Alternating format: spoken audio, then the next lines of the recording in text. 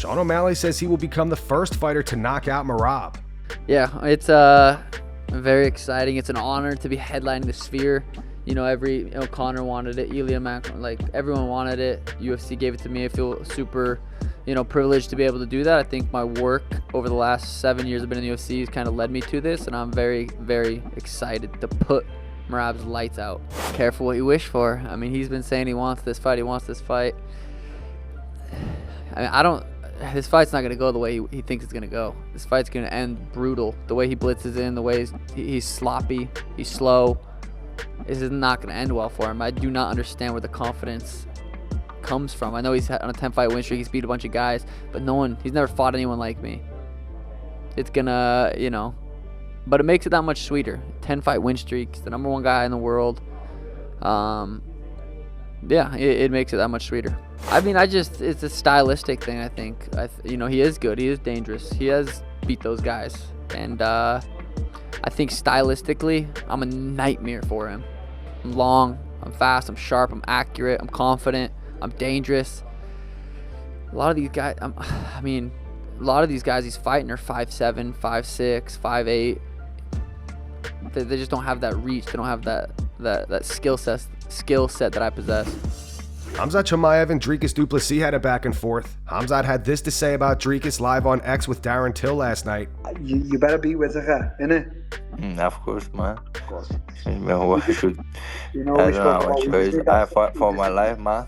Of course, we just need that title, brother, and then that's it. We're gone, done, out of here. The plan's done. Yeah. We need to get that title back for the normal people, man. This game to have the belt, man. Not normal.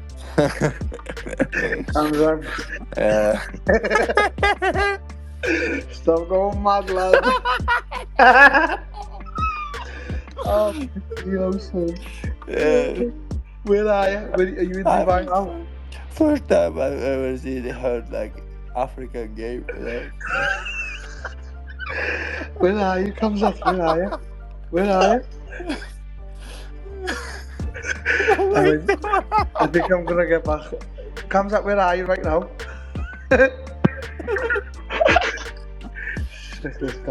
I'm home, bro. You're at home? No, I'm location. I'm coming. No training camp, bro. Don't come here, brother. You can destroy everything, man. Destroy everything. Let me train, bro. Let me train after the fight. I can see you, man. What do you mean destroy everything? Khamzat, I'm sparring. I beat everyone. No, you don't beat anything, man. The last time, who did you beat, man? Last time, man. Dricus fired back saying, "You just focus on trying to make it to a fight. Any fight." Last night, Khamzat and Darren also discussed Khamzat's upcoming fight against Robert Whittaker at UFC 308. Khamzat says that he will beat Rob for Darren and bring him his head. I was asking if you were going to beat Robert Whittaker, obviously. Of course, brother. You already beat him up every night, man. We know that, though, but I had to get you on to tell him that. Where are you right now? I'm in Russia, bro. Yeah, I'm just training. You're going to kill him, aren't you, son? Of course. You know it, man.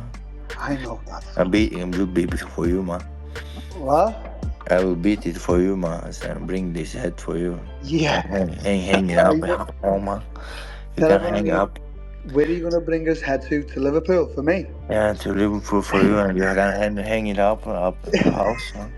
Thank you. That's a little bit nasty, Khamzat, but okay. I'll accept it. You will like it, yeah?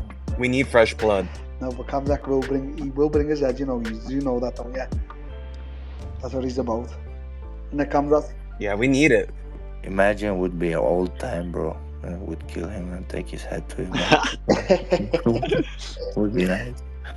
I know. So I staying in front of your door, bro. Allahu Akbar, man. That's everybody. Remember, it's just sick, you know. Nah, no, it's good times. Listen, are you saying that though for the fight? Yeah. What? Hard fight with Rob. Hard fight? No, not a hard fight for you, mate. These have all been saying this and that. Rob is a hard fight, but I've said, come on, mate. You know you would beat him. I don't know. I can beat this guy, man. I can smash him. Easy. Cutman Tate gives his one UFC fighter who was the absolute worst to work with. This may shock some of you, but it's actually Luke Rockhold. When you go back, when you're trying to like work on them, give me some stories. Come on, sell someone down the river. Talk a little. No one cares. It's okay. Come on, give me an interaction. Give me some gossip. Give me some good stuff. I will give you the one person, because he's not in the UFC anymore, and you fought him. Luke Rockhold was the pain. Like, bro, listen to me. I know he was a good fighter. I don't think anybody except DC liked Luke Rockhold. Like, bro, he was, oh my God. He just, and even now, like, it's funny because, like, Luke could, like, pummel me. So if he's ever around, Bisbee, you better defend me. But, like, I see him now. And, like he was talking about Sean Strickland. And I'm like, nobody cares, bro. Like, this whole Dana called me, I'll go in there and handle this for you. It's like, dude, he was a problem. Like, and he was just, dude, him losing the belt was like the best thing for him. But like I said, he's not with the UFC anymore, but he was the one guy that just, oh my God, even to just be around him, you would just be like, bro, why are you such a like, and honestly, you could tell him that he was a and it just, I think that fueled him even more and made him even more like, yeah, let me be that way. I mean, it got harder. It got bigger.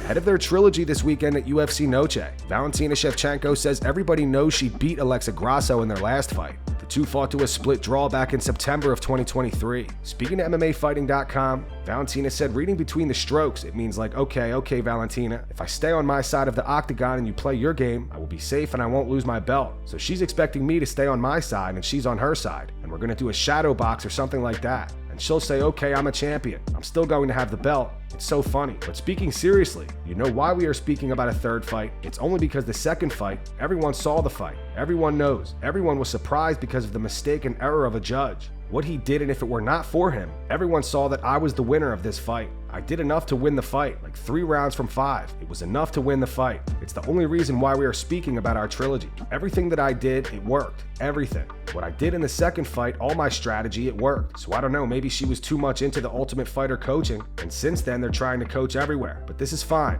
This is fine. I also think it's interesting for the people to hear and see her from other sides as well. It's interesting, but every time, every training camp, it's different. Every fight week is different, and even comparing one of the best fights I had, every time was different, like how I felt. But I know for sure, in terms of making a statement, make one of the greatest fights, it's too much pressure on your shoulders. It's not good, and sometimes it makes you freeze and you cannot do anything. And this time, I just prepare myself the best that I can. My coach Pavel, he was working so good with me, mentally, physically, everything. And you know, the goal for me right now is to show an amazing fight, one of the greatest fights. Just go there and show myself, show the bullet, what the speed is, what the power is, and just like no stop, just go forward until the end. This is what I have. This is what is my chip right now, what program I have in my head. Recently, Gilbert Burns said that doing a podcast with Renato Moicano is affecting his relationships with other fighters because of Renato's trash talk. Aljamain Sterling reacted to this and explains why he himself has a bone to pick with Gilbert. Man, one thing that I have to point out, this is one of the ugliest that I ever seen. Put this frame, my brother. Stop the sound. Yeah, that's up, bro. How are you enjoying podcasting? The podcast is nice, you know. Shout out to those guys. Show Me the Money Pod. Moicano is a character. That guy is funny. Sometimes I don't want to. I have a great relationship with so many fighters, and he's kind of blowing that up a little bit, you know. Like, I'm like, why are you saying that bad about these guys? Like, I like Junior, the guy that's fighting next week, the Mexican kid, Chihuahua Rosas. So I love Raul Rosas, you know. And then that guy is so funny. And then I want to have that guy on the pod, and now like he kind of, you know what I mean, he gets me on a weird place, but I like it. He's funny, so we talk about fighting a lot. I gotta say something. I got a little bone to pick with Burns. I know he does a podcast with Renato Moicano, and he was saying that Moicano's getting him in trouble with guys that he's cool with or has a relationship with as fighters. Now, I remember Burns' son one time, and of course he's a child, but I remember him like, Burns, I thought we were cool, man. And his son was going for like O'Malley in something like right next to us, kind of a thing. It was like weird. I wasn't there, obviously. but it was like I forget where we were at. I want to say it was like at the host hotel or presser, something where the kid really wanted a picture with O'Malley last year, and it was really sad for me. And I was like, Burns, I thought we were friends. Can't you tell him to do that when I'm not around? Joking, of course, but it did hurt me a little bit, just a little bit, just a picogram. Ciryl Gane spars NBA player Rudy Gobert.